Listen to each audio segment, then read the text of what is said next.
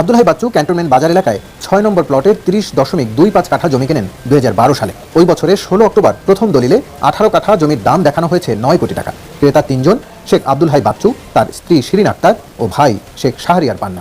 দ্বিতীয় দলিলে 12.25 কাঠা জমির দাম দেখানো হয়েছে 6,25,00,000 টাকা। সাবেক পুলিশ প্রধানের বিরুদ্ধে ব্যবস্থা নেওয়া হচ্ছে, তার কি ক্ষমতা কম ছিল? এছাড়া সাবেক সেনাপ্রধান আজিজ আহমেদের বিরুদ্ধেও কোনো অনিয়ম দুর্নীতির তথ্য থাকলে তার বিচার সেনাবাহিনী করবে বলেও জানান অর্থমন্ত্রী। একই সঙ্গে মন্ত্রী জানান, সাবেক পুলিশ প্রধান বেনজির আহমেদের বিরুদ্ধে আদালত যে ব্যবস্থা নিচ্ছে তাতে সরকারের সমর্থন রয়েছে। একে একে বাংলাদেশের বড় বড় রাঘব বল এবং দুর্নীতিবাজদের কেমন যেন একটা ধরাছোঁয়ার মিশন চালু হয়েছে। দর্শক, আপনারা ইতিমধ্যে দুজন রাঘব বল বাংলাদেশের, যিনি একজন সাবেক পুলিশের মহাপরিচালক বেনজির আহমেদ এবং আরেকজন জেনারেল আজিজ সাহেব, তাদের বিষয়টা আপনারা জেনেছেন। এবার নতুন করে নাম এসেছে ডিএবি হারুনের বিরুদ্ধে। ডিবি হারুন সাহেবও নাকি অডল সম্পত্তি গড়ছে বর্তমানে এই দায়িত্ব থাকার পরে।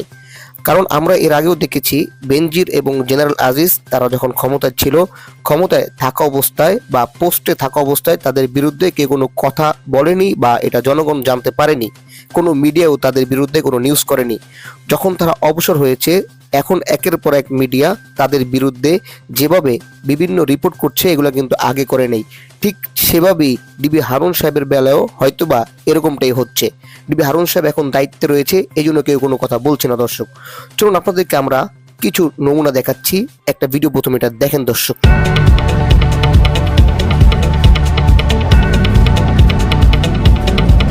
বাংলাদেশ যখন ঘূর্ণিঝড় রিমেল মোকাবেলায় প্রস্তুতিতে ব্যস্ত, তখন নানান আলোচনায় সেনাবাহিনী এবং পুলিশ বাহিনীর সাবেক দুই প্রধান এই নিয়ে সরকারের কর্তা ব্যক্তিরা বিভিন্ন সময় কথা বললেও এবারে অর্থমন্ত্রী একেবারে পরিষ্কারভাবে সরকারের অবস্থান জানিয়ে দিয়েছেন।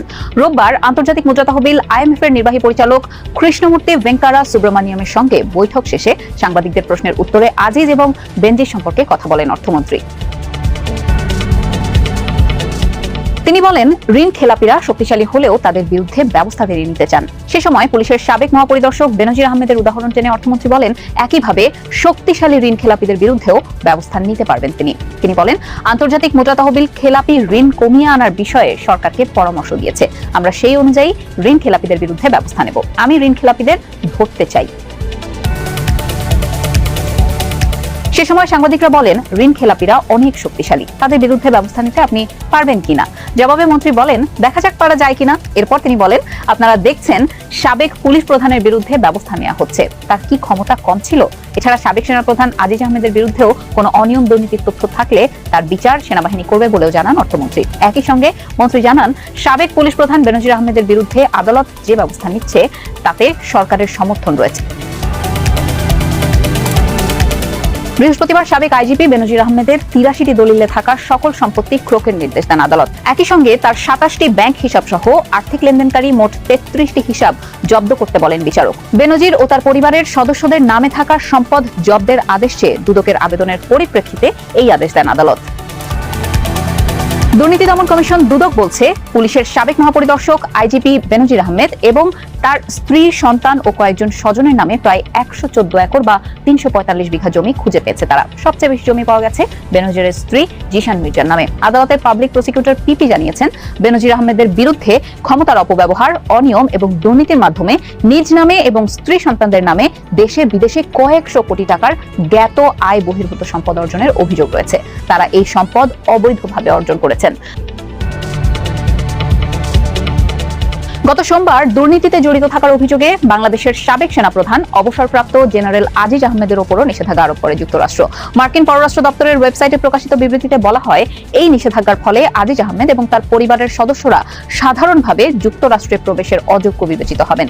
2018 সালের জুন থেকে 2021 সালের জুন পর্যন্ত 3 বছর বাংলাদেশের চিফ অব আর্মি স্টাফ ছিলেন জেনারেল আজিজ আহমেদ। তার আগে 2012 সাল থেকে 4 বছর বাংলাদেশের সীমান্তবর্তী বাহিনীর বিজিবির মহাপরিচালকও ছিলেন তিনি। মার্কিন পররাষ্ট্র দপ্তরের মুখপাত্র ম্যাথিউ মিলারের বিবৃতিতে বলা হয়, উল্লেখযোগ্য দুর্নীতিতে জড়িত থাকার কারণে যুক্তরাষ্ট্রের department of state foreign operation and related program appreciation অ্যাক্টের 7031C ধারায় বাংলাদেশের সাবেক জেনারেল আজিজ আহমেদের ওপর এই নিষেধাজ্ঞা আরোপ করা হয়েছে। বিবৃতিতে বলা হয়, তার কর্মকাণ্ড বাংলাদেশের গণতান্ত্রিক প্রতিষ্ঠান এবং সরকারি প্রতিষ্ঠান ও প্রক্রিয়ার ওপর জনগণের বিশ্বাসকে ক্ষুণ্ণ করতে ভূমিকা রেখেছে। দুর্নীতি ও স্বজনপ্রীতির কারণে যেই অভিযোগে যুক্তরাষ্ট্র নিষেধাজ্ঞা দিয়েছে সেসব অভিযোগ অসত্য বলে দাবি করেছেন সাবেক সেনাপ্রধান জেনারেল আজিজ আহমেদ। তিনি এও বলেছেন, সীমান্তরক্ষী বাহিনীর প্রধান হিসেবে বা সেনা প্রধান হিসেবে তিনি কোনো দুর্নীতি করেছেন এমন প্রমাণ কেউ করতে পারলে যে কোনো পরিণতি তিনি মেনে নেবেন। সাবেক সেনাপ্রধানের ভাষ্য, 3 বছর আগে কাতার ভিত্তিক আল জাজিরায় প্রচারিত all the prime ministers main নামে তথ্যচিত্রের সঙ্গে এই নিষেধাজ্ঞার সম্পর্ক রয়েছে। ওই তথ্যচিত্রকে নাটক হিসেবেও বর্ণনা করেছেন অবসরপ্রাপ্ত জেনারেল আজিজ আহমেদ। ঋণের বোঝা নিয়ে খুঁড়িয়ে খুঁড়িয়ে চলছে রাষ্ট্রীয় মালিকানার বেসিক ব্যাংক। আর এই পঙ্গুত্বের পেছনে দায়ী করা হয় ব্যাংকটির সাবেক চেয়ারম্যান আব্দুল হাই বাচ্চুকে, যার সংশ্লিষ্টতায় 2,265 কোটি টাকা পাচার এবং আত্মসাতের তথ্য পেয়েছে দুর্নীতি দমন কমিশন। নতুন করে জমির মূল্যে পুকুর চুরির সন্ধান পেয়েছে দুদক। সোমবার দুদকের দেয়া অভিযোগপত্রে বলা হয়, শেখ আব্দুল হাই বাচ্চু 110 কোটি টাকার জমির দর দেখিয়েছেন মাত্র 15 কোটি টাকা। সোনার দরের এই জমি পানির দরে কেনার প্রক্রিয়া আরেকটু বিস্তারিত জেনে নেই দুদকের অভিযোগপত্র থেকে। আব্দুল হাই বাচ্চু ক্যান্টনমেন্ট বাজার এলাকায় 6 নম্বর প্লটের 30.25 কাঠা জমি কেনেন 2012 সালে। ওই বছরের 16 অক্টোবর প্রথম দলিলে 18 কাঠা জমির দাম দেখানো হয়েছে 9 কোটি টাকা। ক্রেতা 3 জন, শেখ আব্দুল হাই বাচ্চু, তার স্ত্রী শিরিন আক্তার ও ভাই শেখ শাহরিয়ার পান্না।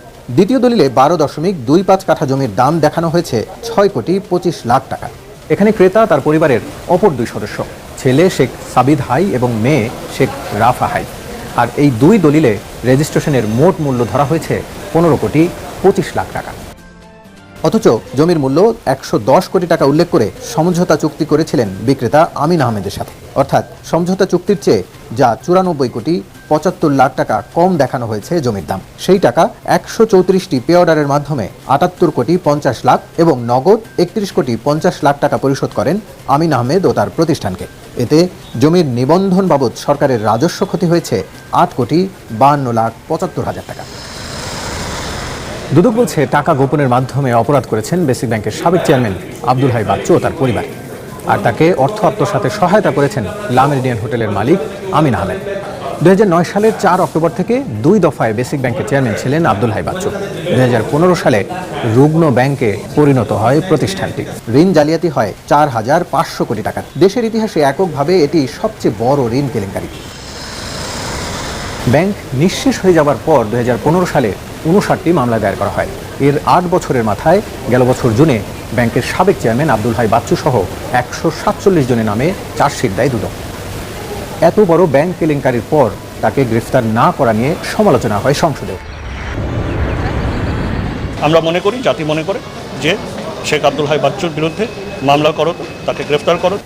তবু এখনও ধরাছোঁয়ার বাইরে সাবেক এই ব্যাংক কর্মকর্তা। ডিবি হারুন স্যারকে বর্তমানে বাংলাদেশে বলা হয় সিঙ্গাম। তিনি নাকি অন্যায়ের বিরুদ্ধে বলিষ্ঠ কণ্ঠস্বরে আওয়াজ তোলে। যদিও আমরা বিএনপির বেলায় ডিবি হারুন সাহেবকে দেখি তিনি একটি দলের পক্ষ হয়ে, অর্থাৎ সরকারের পক্ষ হয়ে বা আওয়ামী সরকারের পক্ষ হয়ে তিনি সবসময় কাজ করে। কিন্তু তাকে যারা সিঙ্গাম বলে তারা হয়তোবা সেই দলেরই কর্মী হতে পারে। দর্শক, যাই হোক, ডিবি হারুন সাহেবকে নিয়ে আপনার কি মনে হয়? সত্যি ডিবি হারুন সাহেব তিনি যখন তার চাকরি থেকে অব্যাহতি নেবে তখন তারও কি এমন বড় বড় দুর্নীতিবাজের খবর আমরা শুনতে পারবো, নাকি তিনি একজন সৎ পুলিশ অফিসার হিসেবে আমাদের মাঝে পরিচয় হয়ে থাকবে? প্রিয় দর্শক, ডিবি হারুন সাহেব তিনি কিন্তু একের পর এক যেভাবে বিভিন্ন মিশন চালিয়ে মানুষের নজরে এসেছে এবং তিনি যেভাবে মিডিয়ার দ্বারা সারা বাংলাদেশে হাইলাইট হয়েছে, এটা আপনারা কিন্তু জানেন। দর্শক, ডিবি হারুন সাহেব সম্পর্কে আপনাদের মূল্যবান মন্তব্য আমাদের কমেন্ট বক্সে জানাবেন। আজকের মতো এখানে বিদায় নিব। সকলে ভালো থাকবেন। আসসালামু আলাইকুম রহমতুল্লাহ।